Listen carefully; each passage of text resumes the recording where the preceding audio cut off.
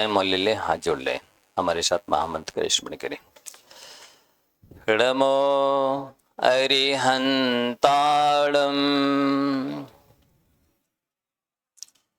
नमो सिद्धाणं नमो ऐर्याणं नमो वज्रायाणं नमो लोये सव्यसाहुणम् एसो पंचनमो यारो शब्य पावपणसिणो मंगलाळं च सव्येसिं परमं हवै मंगलम्। बोलिए त्रिकालवर्ती नौ देवताओं की, बुलायक श्री चंद्र प्रभु भगवान की, दशलक्षण महापर्व की, आचार्य भगवंत गुरुवर श्री विद्यासागर जी महाराज की, पूज्य मुनि श्री अजित साह जी, निर्दोष साह जी, नरपम साह जी महाराज की।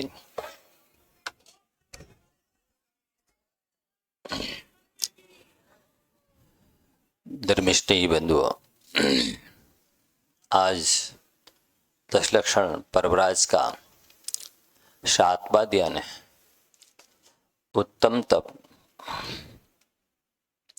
वस्तुतः तप है क्या, क्यों किया जाता है, कैसे किया जाता है, कब किया जाता है, कौन करता है, इत्यादि बातें समझने जैसी है। कुछ दृष्टांतों के माध्यम से आप प्रकृति के द्वारा समझ सकते हैं।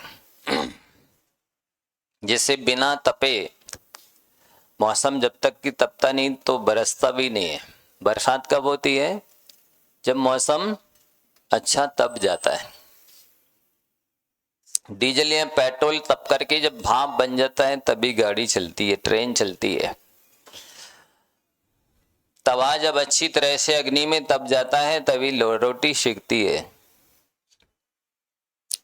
जठराग्नि भी जब अच्छी तरह से तेज होती है तो उसमें भोजन को पचाने की, पकाने की क्षमता आती है। जिसकी मंदाग्नि होती है वो भोजन को नहीं पचा पाता है। वृक्ष जब धूप से अच्छी तरह से तप जाता है तब उसमें फूल और फल लगते हैं। ये सारी प्रकृति हमें संदेश देती है कि जैसे सोना जब तक कि 16 बार अग्नि में तप नहीं जाता है तब तक 16 वानी का सोना नहीं कहलाता है, आभूषण नहीं बनते हैं, कीमत नहीं होती है। महिला 9 महीने तक गर्भ के कष्ट सहन करती है तब कहीं संतान का मुख देखती है। व्यापारी दिन भर मेहनत करता है तब कहीं उसकी पेटी भरती है। किसान बहुत मेहनत करता है, खेत में हल जोतता है, बखरता है, बाड़ी लगाता है, खाद पानी इत्यादि देता है, उसकी संभाल करता है तब कहीं फसल प्राप्त होती है। विद्यार्थी साल भर पढ़ता है तब कहीं उसको रिजल्ट मिलता है, सकारात्मक रिजल्ट मिलता है। पत्थर जब छेनी और हथौड़े की ठोकर खाता है तब कहीं भगवान या मूर्ति का रूप लेता है। भगवान भी जब छेनी हथौड़ा की ठोकर खाए बिना नहीं बनते हैं तब हम और आप कैसे भगवान बनेंगे? तो बंधुओं, जैसे किसी को यदि विद्वान बनना है तो 5 साल अच्छी मेहनत करना पड़ती है, गुरुओं की विनय सेवा, आज्ञा का पालन, कृतज्ञता इत्यादि करता है तो विद्वान बनता है। 10 साल कोई मेहनत करता है तब धनवान बनता है। 15 साल विद्यार्थी लगभग अध्ययन की मेहनत करता है तब कहीं वो डॉक्टर बन पाता है, इंजीनियर बन पाता है। और 20 साल तक कोई मेहनत करता है तब कहीं कोई वैज्ञानिक बन पाता है। उसी प्रकार से भगवान महावीर और बाहुबली बनने के लिए जन्म और जन्मांतरों की साधना की आवश्यकता होती है। बंधुओं, पूजन अभी आपने की है, उसमें लिखा हुआ है तप चाहे सुर राय, करम शिखर को वज्र है, द्वादश विधि सुखदाय, केम न करे निज शक्ति सम। तप को कौन चाहता है? सुर राय, जो छायक सम्य दृष्टि है, एक भवातारी है, जो भगवान की असंख्यात पंचकल्याणक मनाता है। ऐसा सौभाग्यशाली छायक सम्य दृष्टि इंद्र, असंख्यात देवी देवताओं का राजा देवराज इंद्र तपस्या चाहता है, लेकिन करम शिखर को वज्र है। करम रूपी जो शिखर है उसके लिए जो तप वज्र के समान है, उसके चरित्र मोहिनी कर्म का उदय होने की वजह से असंयमी देव तपस्या नहीं कर सकते। द्वादश विधि सुखदाय, ये जो 12 प्रकार का तप है उसको शक्ति के अनुसार क्यों नहीं करते हो बंधुओं? ये जो नश्वर देह है उसके द्वारा यदि अविनश्वर पद की प्राप्ति होती है तो ये तो बहुत सस्ते का सौदा है। जिस शरीर का कोई भी अंग किसी भी काम में नहीं आता है, पशुओं के हर एक अंग काम में आते हैं, मनुष्य का कोई भी अंग काम में नहीं आता है। इसका तो केवल यह तन पाए महातप कीजिए या में सार यही है। क्या लिखा है शास्त्रों में? यह तन पाए, मनुष्य का शरीर प्राप्त करके महातप कीजिए। क्योंकि कहा गया है तप करते यौवन गयो, द्रव्य गयो मुनिदान, प्राण गए संन्यास में, तीनों गए न जान। तपस्या करते करते जवानी यदि चली गई है तो वो गई नहीं है, वो अनंत गुना आपको पुण्य दे करके गई है, अगले कुछ ही भवों में आपको मुक्ति देने वाली है। वो तपस्या व्यर्थ नहीं है। इसलिए तप करते यौवन गयो और द्रव्य गयो मुनिदान, मुनि की आहार विहार निहार इत्यादि में यदि आपका धन लग गया है तो वो गया नहीं है, अनंत गुना आपको वापिस मिलने वाला है। और प्राण गए संन्यास में, संन्यास पूर्वक यदि प्राण चले गए हैं तो वो गए नहीं हैं, अब मरण का भी मरण कर देने वाले हैं, वो संन्यास पूर्वक छोड़े गए प्राण। इसलिए बंधु तपस्या तो करना है, लेकिन आपने और भी उसी पूजन में पढ़ा होगा, जो तप तपे खपे अभिलाषा, चूरे कर्म शिखर गुरु भाषा। गुरु की भाषा क्या है, उपदेश क्या है, संकेत आदेश क्या है, निर्देश क्या है कि तपस्या तो करो, लेकिन चूरे कर्म शिखर, वो तपस्या कर्म रूपी शिखर को चूर्ण चूर्ण कर देती है, पीस देती है, नष्ट कर देती है। कौन सी तपस्या? खपे अभिलाषा, जो तप तपे खपे अभिलाषा, वो चूरे कर्म शिखर, ऐसी गुरु की भाषा है। इसलिए और भी आपने पढ़ा होगा, उत्तम तप निर्वांछित पाले, सो नर कर्म शत्रु को टाले। वांछा सबसे ज्यादा खतरनाक चीज है। इच्छा कहो, आशा कहो, वांछा कहो, एकार्थवाची है। जब तक ये इच्छा रहती है तब तक वो तपस्या कर्मों को चूर्ण करने में समर्थ नहीं होती है। इसलिए आचार्य भगवंतों ने तपस्या की परिभाषा ही देखिए क्या लिखा है, इच्छा निरोधास तपः। तपस्या किसे कहते हैं? जिसने अपनी जितनी इच्छाएं घटा ली हैं, नष्ट कर ली हैं, इच्छाओं का अभाव कर लिया है, इच्छाओं का निरोध कर लिया है, वो सबसे बड़ा तपस्वी है। और उस तप के द्वारा क्या होता है बोलते, तपसा निर्जरा छे। तप के द्वारा बांधे हुए कर्मों की निर्जरा होती है। और छह से क्या अर्थ लेना कि नए कर्मों का आना भी रुकता है, संबर भी होता है और निर्जरा भी होती है। इसलिए बंधु ये दो तरह के बगीचे हैं। एक बगीचे में यदि आप पानी देते हैं तो दूसरा बगीचा सूख जाता है। शरीर रूपी बगीचे को भोजन पानी भोग सुख सुविधा देंगे तो आत्मा रूपी बगीचा सूख जाएगा। ये जीवस्य उपकाराय तद्देह शापकारकम, ये देह से उपकाराय तज्जीव शापकारकम। जो जो सुख सुविधाएं शरीर के लिए अनुकूल पड़ती हैं, सुखदायक होती हैं, कंफर्ट होती हैं, आरामदायक होती हैं, उन सब चीजों से आत्मा में पाप कर्म का बंध होता है, असाता वेदनी का बंध होता है, चरित्र मोहिनी कर्म का बंध होता है। इसलिए बंधु आपसे कहा गया है कि ये शरीर कैसा है आपका, काना पोड़ा पड़ा हाथ ये चूसे तो रोवे, फले अनंत जो धर्म ध्यान की भूमि विषय बोवे। ये काने गन्ने के समान है शरीर। आप देखेंगे आपके शरीर में कितनी सारे रोग शोक लगे हुए हैं, आदि व्याधि उपाधि लगी हुई है, ये बीमारियां हैं। व्यक्ति रोते हुए जन्मता है, इच्छाओं में जीता है, निराश होकर के मरता है। ऐसी स्थिति में साधना का मार्ग ही सर्वोत्तम माना गया है। एक तो साधनों का मार्ग है, सुख सुविधा का मार्ग है, और एक साधना का मार्ग है, तपस्या का मार्ग है, स्वाधीनता का मार्ग है। वस्तुतः भारतीय संस्कृति में साधना को ही पूज्य श्रेष्ठ माना गया है, इसलिए साधन संपन्न लोग, साधना संपन्न लोगों के चरणों में माथा टेकते हैं। यदि साधना की महिमा होती तो साधना संपन्न वैभव संपन्न लोग, साधन संपन्न लोग जो है वैभव संपन्न, वो साधना संपन्न लोगों के चरणों में नहीं झुकते। वस्तुतः चरणों की पूजा होती है, मस्तक की नहीं, क्योंकि आसन प्रधान है, चर्या प्रधान है। ये तपस्या 3 गति 83,99,999 योनियों में नहीं हो सकती। जो अनुकूलता है, जो स्थिति, जो स्टेज, जो परिस्थिति आपको भी प्राप्त हुई है, ये अति दुर्लभ है। दुर्लभ है, काले गन्ने के समान तो है।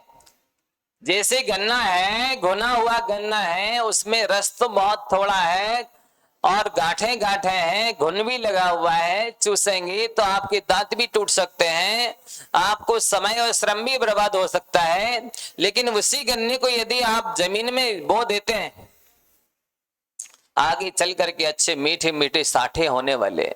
इसी तरह से शरीर को यदि आप भोग में लगाते हैं, ख्याति पूजन नाम में लगाते हैं, ये जो पर्याय है नश्वर है, इन नश्वर चीजों के पीछे आप भागते हैं तो आपका जो अविनश्वर पद है, मोक्ष पद है, वो आपके हाथ से चला जाता है। इसलिए बंधुओं, अपने जीवन में यदि आपको सुख शांति चाहिए तो ये हम आपको एक थर्मामीटर दे रहे हैं। आप जितने अंशों में अपनी इच्छाओं को घटा लेंगे, तत्काल में सुख शांति चैन मिल जाएगी। और यदि इन इच्छाओं की तासीर देखना हो तो एक इच्छा अपने मन में उत्पन्न करके देखिए कि मुझे आज ये चीज खानी है या खरीदनी है। अब फिर आप देखिए कि अंदर में कैसी उथल पुथल मचती है, कैसी आकुलता बेचैनी होती है, किस तरह की चिंता उत्पन्न हो जाती है कि ये चीज कहाँ से उपलब्ध होगी, कैसे होगी, कब होगी। और इच्छाओं की तासीर है वो लाभ के बाद लोभ लगा देती है। एक चीज का लाभ होता है, इसके बाद में शांति नहीं होती, चैन नहीं होती है, निराकुलता नहीं आती है, अगली और अनेक इच्छाएं उत्पन्न हो जाती है।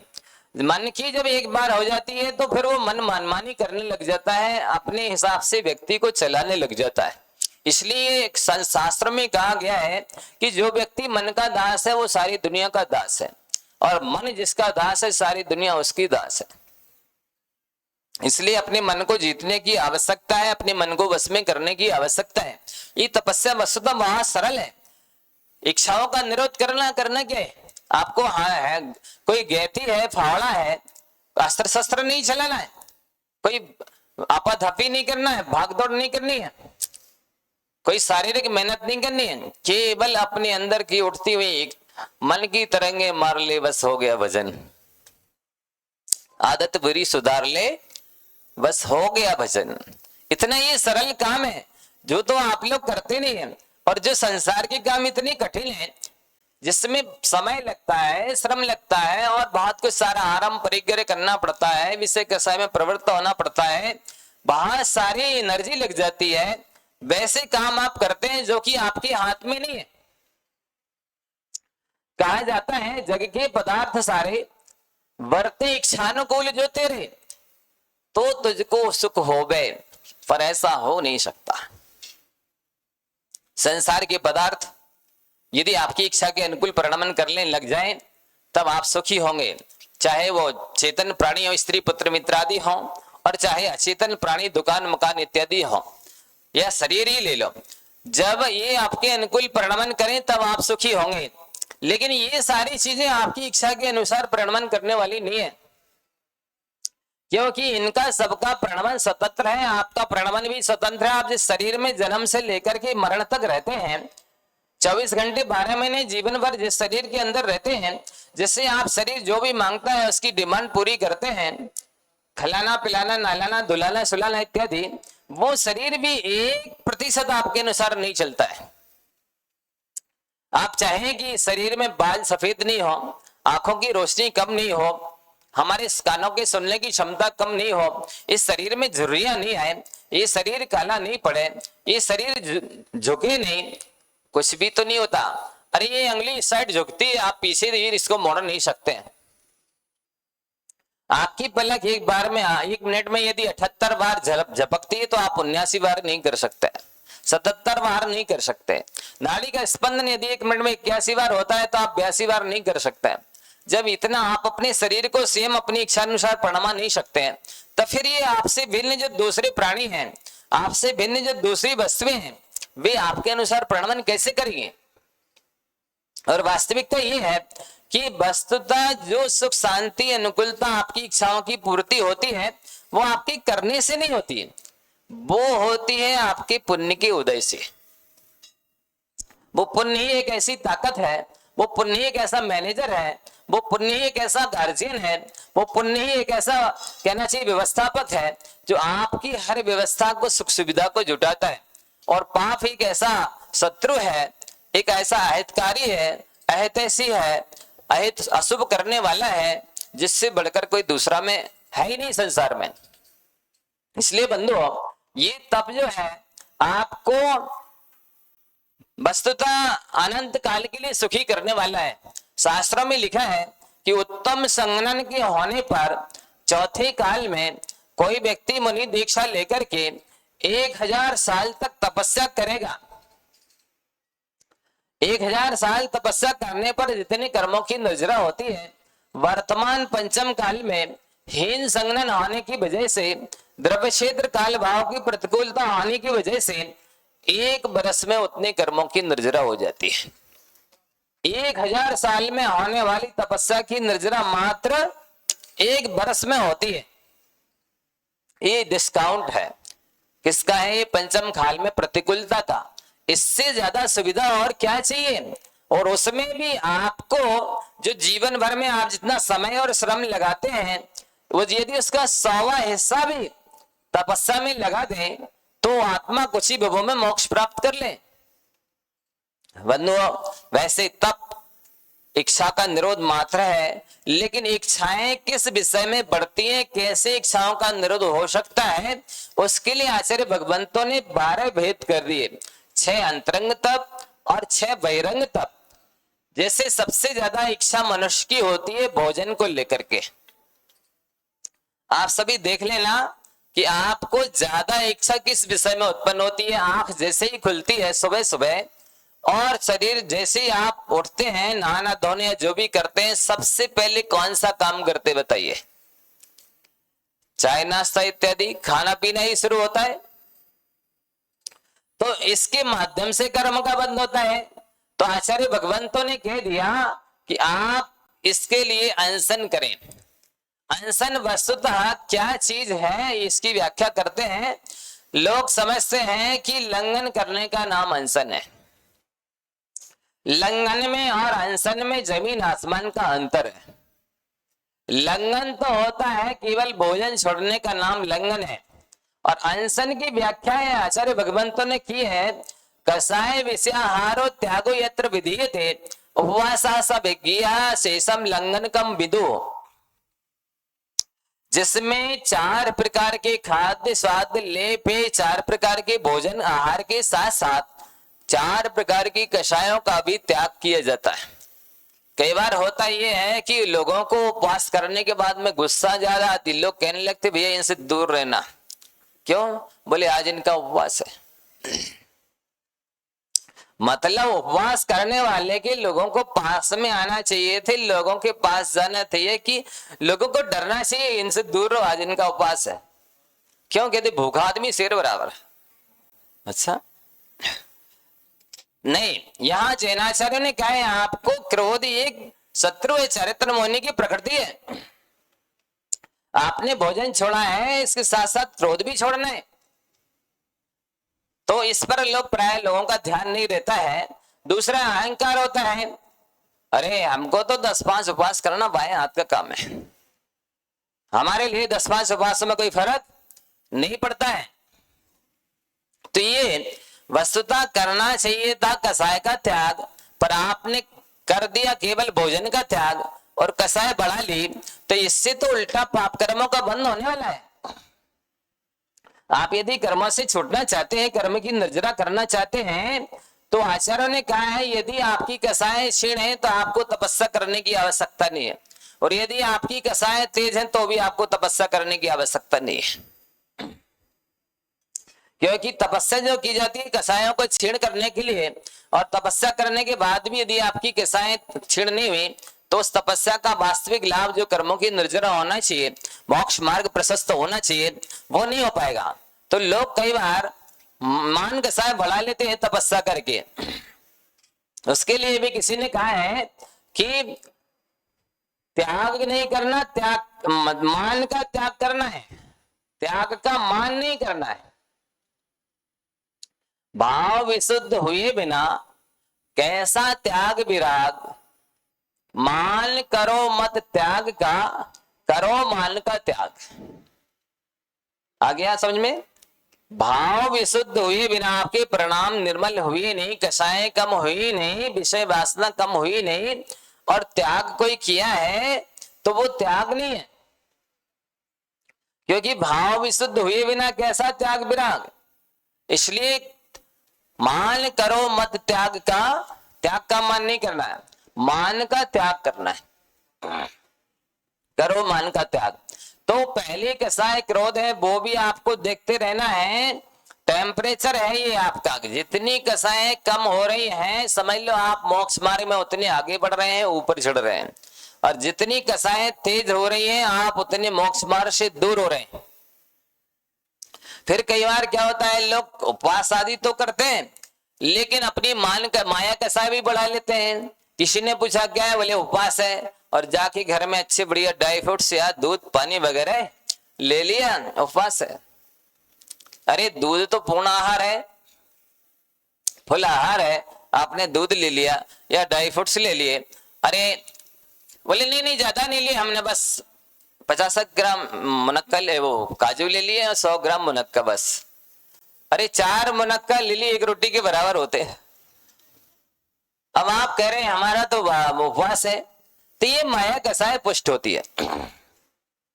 इस तरह से कसायों पर ध्यान रहे। इसी तरह लोग कसाय नहीं, उपवास तो है लेकिन भाव ये है कि हमारी कोई सर्विस लग जाए, कोई बिजनेस में सफलता मिल जाए, कोई लड़के लड़की की शादी हो जाए, ये लौकिक इच्छा है, अथवा हम परलोक में विद्याधर बन जाए, भोगभूमि में चले जाएं, स्वर्ग में चले जाएं। तो ये आपकी जो इच्छा है, आशा है, लोभ है, एक संसार बढ़ाने वाली आशा है। इसीलिए उन्होंने सबसे पहले कहा है कि जो तप तपे खपे अभिलाषा, अभिलाषा को खपाना है। उत्तम त्याग वही है जिसमें आपकी कोई वांछा नहीं है।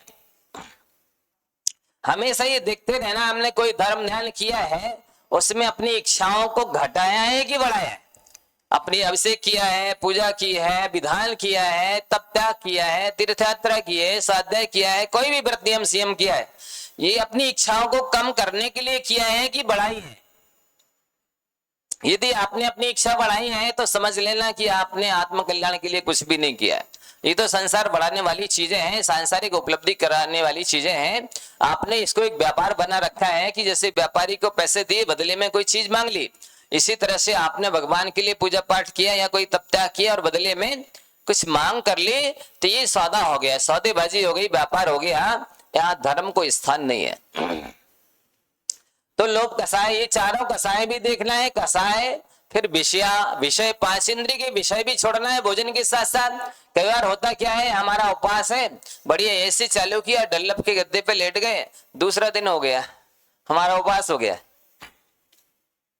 उपवास हो गया, कर्म की नजरा हुई कि समय की नजरा हुई? कर्म काटे कि समय काटा? क्या काटा है?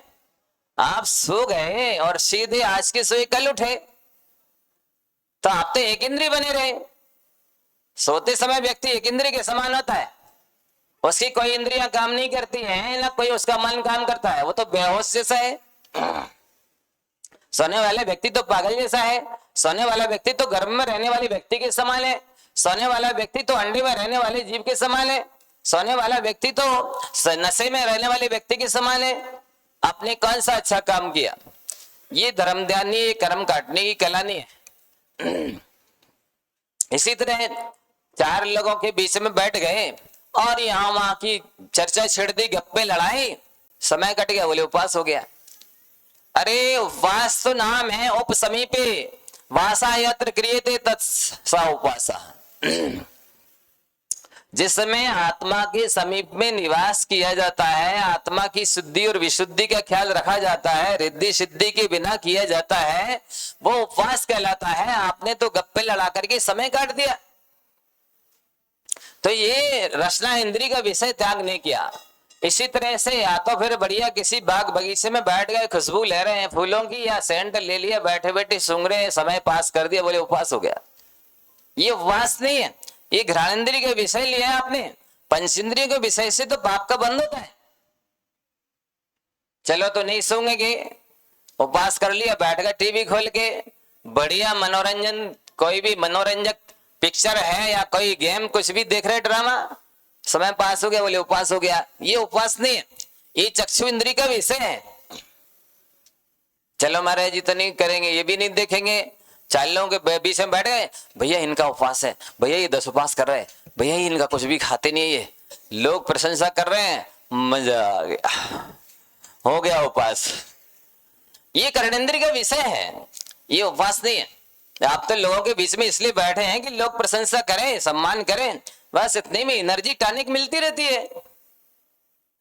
ये टॉनिक का काम करती है प्रशंसा, इसलिए लोग प्रशंसा करते रहते हैं, ऐसे लोगों के बीच में घूमते रहते, बैठते रहते हैं और हमारे उपवास चल रहे हैं। ये कर्णेंद्रिय का विषय है, इससे कर्मों का बंध होता है।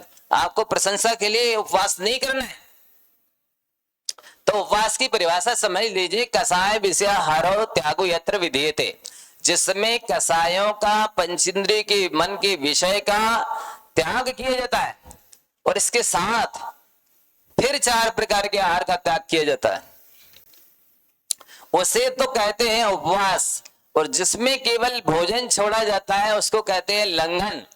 ये तो क्या है, कोई भी कर लेता है, जब भी हड़ताल करनी है भूख हड़ताल कर दी, दूसरी नहीं तो यही सही, अपने आप सामने वाला झुक जाएगा। तो ये हड़ताल है, ये लंघन है। आप करते हैं तो अपने अंदर इच्छाओं की कमी हुई है कि नहीं, शुद्धि और विशुद्धि मन में आई है कि नहीं, हमने अपने मन को, उपयोग को धर्म ध्यान में लगाया है कि नहीं, ये आपको देखते रहना है। नहीं तो कई बार क्या करते लोग, आज तो भोजन करना नहीं है, बिल्कुल समय पूरा खाली है, अच्छे जितने व्यंजन बन सकते सब बैठ के बना लो, खाया नहीं लेकिन खुशबू तो लेते रहे। महिलाएं कई बार, यहाँ सागर की महिलाओं की बात नहीं कर रहे, लेकिन प्राय करके ऐसा होता है, वे उपवास के दिन पूरी फेवरेट चीज बनाकर रख लेते हैं, आज नहीं खाना है, कल पारणा में ये सब। तो ये धर्म ध्यान नहीं है। कई बार लोग कहते हैं नहीं नहीं आज फुर्सत है, जितने भी कपड़े लगते धो नहीं पाते हैं, समय नहीं मिलता है, आज धो लो, उपवास है। ये आरंभ परिग्रह काम है, संयम का काम है, इसमें कितना पाप होने वाला है, हिंसा होने वाली है, ये काम आपको नहीं करनी। तो चलो कपड़े नहीं धोएंगे, पूरे घर की झाड़ू पोंछा लिपाई पुताई कर ली, सारे कपड़े अपने साफ कर लिए, बर्तन, क्योंकि आज खाना नहीं है। तो ये आरंभ है, ये असंयम है। आपको इन सारे कामों से बच करके, या तो जो ज्ञानी लोग हैं तत्व चर्चा सुनाने वाले, उनके बीच में बैठिए, अथवा स्वयं एकांत में बैठ करके ध्यान और अध्ययन कीजिए, या प्रभु के सानिध्य में बैठिए। सारे अंतराय कर्म, विघ्न कर्म, जितने भी पाप प्रकृतियां हैं, देवसास गुरु के निकट बैठ करके धर्म ध्यान करने से बहुत जल्दी कटते हैं। लिख लो आप, जितने भी अशुभ कर्म हैं, निधत्ते निकाचित कर्म हैं, उन सबको काटना हो तो देवसास गुरु के निकट बैठ करके धर्म ध्यान करो। प्रभु का सानिध्य, कहते हैं पूजा दान तपाशील सालीलाम किम न सिद्धति। क्या दिया छत्र चूड़ामणि में आचार्य वादिव सिंह सूरी ने लिखा है, पूजा दान तपाशीले सालीलाम किम न सिद्धति। जो पूजा से सहित पूजा कर रहे हैं, दान दे रहे हैं, तपस्या कर रहे हैं, सील का पालन कर रहे हैं, उनके कौन से मनोरथ सिद्ध नहीं होते हैं, अर्थात उनके सभी मनोरथ सिद्ध हो जाते हैं। वस्तुतः 12 तप की चर्चा करना है तो 12 दिन लगेंगे, लेकिन समय खत्म हो गया है, एक ही तप की चर्चा हो नहीं पाई। खैर विस्तार से आप सुनने समझने के लिए दोपहर में क्लास लगती है तो उसमें आ सकते हैं, आएंगे। आज तो महाराज श्री को भी सुनना है, मेरा समय खत्म हो गया है। मैं इतना ही बोल करके अपनी वाणी को विराम देता हूँ। बोलिए उत्तम तप धर्म की। चलते हैं।